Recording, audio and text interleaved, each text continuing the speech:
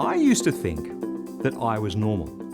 I used to think that everybody was like me, that everyone's motivated to do the things that I do, that everyone should have the same talents that I do.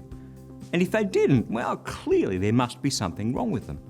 I mean, isn't our default position that if someone doesn't agree with us, if someone doesn't see things the way we do, then quite obviously they're just plainly wrong, right?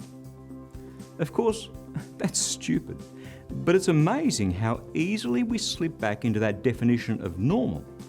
It's our default position. And so we take our particular gift or our ability for granted because surely everybody else must be able to do the same. I remember a lovely woman, an elder at our church.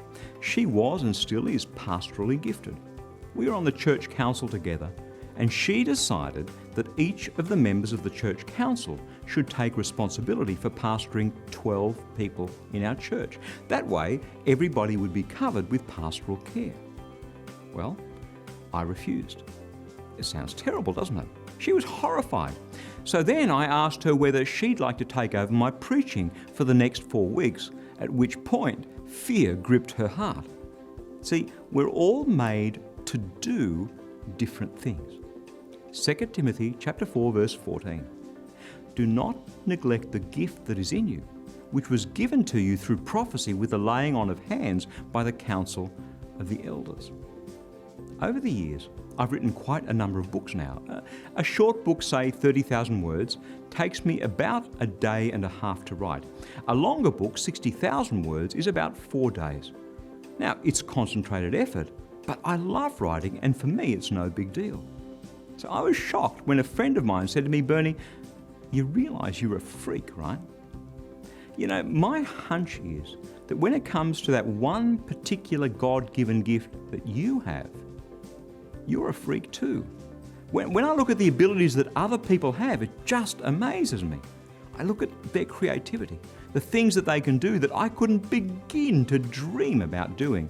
And even if I could, I'd hate every minute of it. And it totally amazes me. Maybe, just maybe, the church is actually a bit of a freak show.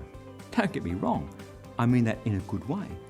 A bunch of people who are so incredibly different, so incredibly diverse in their motivations and their callings, and yet so complementary.